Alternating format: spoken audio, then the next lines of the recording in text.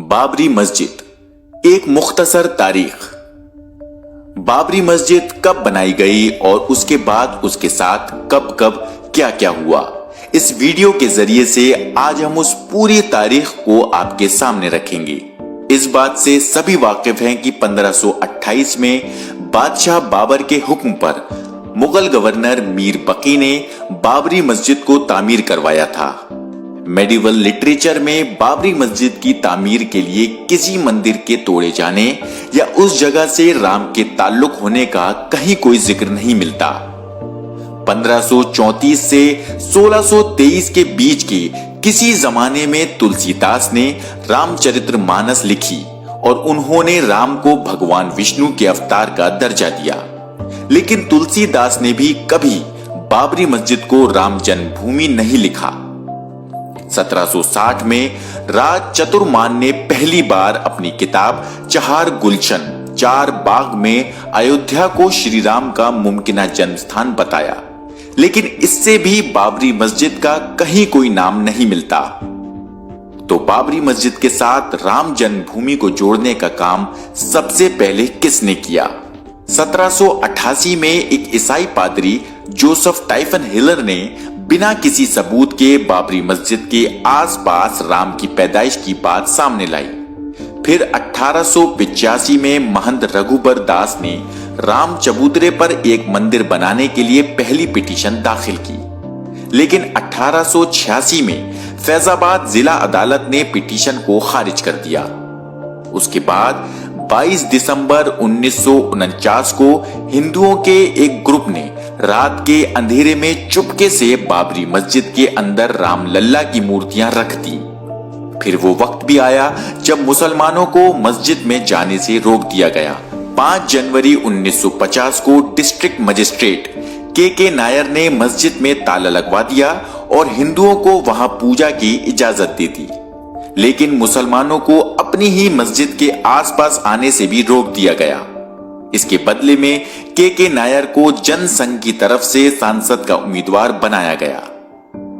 अब बाबरी मस्जिद मामले पर कानूनी लड़ाई पर भी एक नजर डालते हैं। 1950 में हाशिम अंसारी ने मस्जिद का गेट खोलने और नमाज की इजाजत देने की दरखास्त करते हुए फैजाबाद कोर्ट में एक अर्जी दाखिल की। उसके तुरंत बाद गोपाल विशारद और महंत परमहंस रामचंद्र दास ने स्थान जन्मभूमि पर पूजा की इजाजत के लिए दरखास्त दी। इसी बीच 1949 में निर्मोही अखाड़ा ने मंदिर के मैनेजमेंट से प्रिया दत्त राम को हटाकर अखाड़ा के हाथ में चार्ज देने की दरखास्त दी और 1961 में यूपी सुन्नी सेंट्रल वक्फ बोर्ड ने मस्जिद में इबादत के मुसलमानों के हक को बहाल करने के लिए एक अर्जी दायर की। फिर 1984 में विश्व हिंदू परिषद ने विवादित जगह को आजाद कराने और वहां राम मंदिर बनाने के लिए एक पैनल बनाया और इसके लिए एक बड़ी तहरीक चलाई। फिर 1 फरवरी 1986 को डिस्ट्रिक्ट जज के.एम. पांडे ने यूसी पांडे की पिटीशन पर हिंदुओं को इज्तिमाई पूजा की इजाजत दे दी और उस दिन मस्जिद को हिंदुओं के हवाले कर दिया गया। 9 नवंबर 1979 को उस वक्त के प्राइम मिनिस्टर राजीव गांधी ने मंदिर के शिलान्यास की इजाजत दी और 11 नवंबर 1979 को भारतीय जनता पार्टी और वीएचपी ने मिलकर मंदिर का शिलान्यास किया।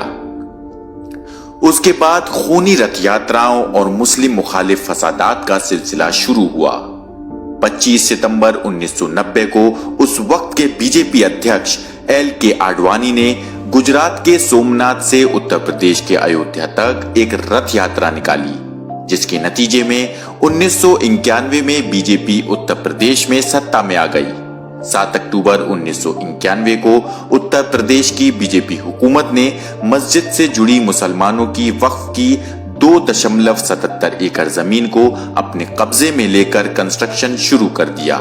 23 जुलाई 1992 को प्राइम मिनिस्टर की मुदाखलत पर यूपी के चीफ मिनिस्टर ने स्टेटस क्वो को बनाए रखने और मस्जिद की हिफाजत की यकीन दहानी कराई, लेकिन 28 नवंबर 1992 को आडवाणी ने सुप्रीम कोर्ट के हुक्म की खिलाफ वर्जी करते हुए मंदिर की तामीर जारी रखने का ऐलान किया और बिल आखिर वो काला दिन आ पहुंचा जब 6 दिसंबर 1992 को हुकूमत, अदालत, पुलिस और तमाम जमहूरी इदारों की आंखों के सामने मस्जिद शहीद कर दी गई।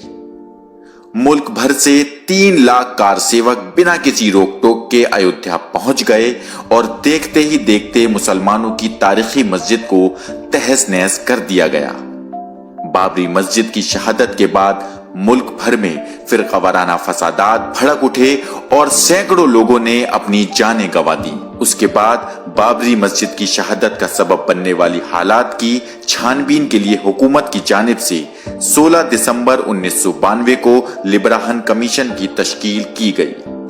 फिर अप्रैल 2002 में बाबरी मस्जिद के मालिकाना हक को तय करने के लिए इलाहाबाद हाई कोर्ट में सुनवाई शुरू की जाती है। फिर ये देखने के लिए कि बाबरी मस्जिद की जगह पर कोई मंदिर था या नहीं, archaeological survey of India Allahabad high court की हिदायत पर 12 मार्च 2003 को अयोध्या में खुदाई शुरू करता है। इधर 30 जून 2009 को लिब्राहन कमीशन 17 सालों की छानबीन के बाद पीएम मनमोहन सिंह को अपनी रिपोर्ट सौंपती है और रिपोर्ट में 68 लोगों को बाबरी मस्जिद डेमोलिशन की साजिश रचने का मुजरिम करार देती है। 30 सितंबर 2010 को इलाहाबाद हाई कोर्ट की लखनऊ बेंच बाबरी की जमीन को 3 हिस्सों में तकसीम करते हुए तीनों पार्टीज रामलल्ला, सुन्नी वक्फ बोर्ड और निर्मोही अखाड़ा को एक एक हिस्सा देने का फैसला सुनाती है। 25 मई 2017 को सीबीआई की स्पेशल कोर्ट आडवाणी और उमा भारती को साजिश केस में हाजिर होने के लिए कहती है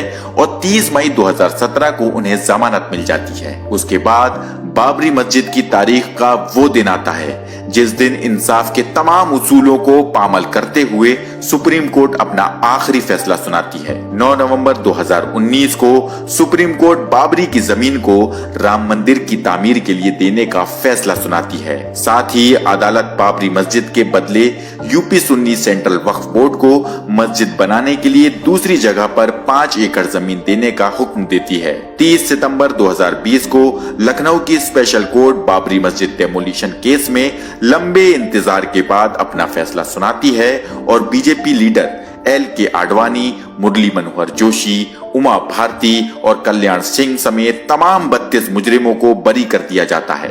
इस तरह भारत जैसे जमहूरी मुल्क में मुसलमानों की सदियों पुरानी इबादतगाह बाबरी मस्जिद के साथ एक के बाद एक नाइंसाफियां की जाती रहीं और जमहूरियत को शर्मसार किया जाता रहा और तमाम जमहूरी इदारे या तो नाइंसाफी के साथ खड़े हो गए या खामोश तमाशाई बने रहे।